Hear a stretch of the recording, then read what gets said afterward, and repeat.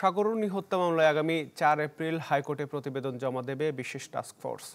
জাতীয় জাদুঘরের Sagar Runi human rights photo award অনুষ্ঠানে এইসব তথ্য জানান আইনজীবী শিশির মনির।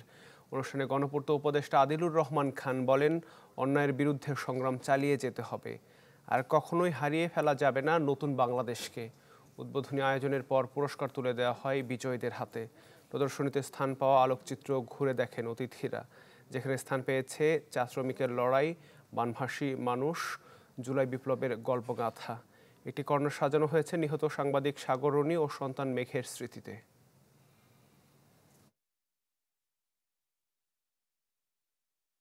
আপনারা সবাই নিজের নিজের জায়গা থেকে এই প্রতিরোধের ঝান্ডা ধরে রাখবেন, সেই আলো জ্বালিয়ে রাখবেন।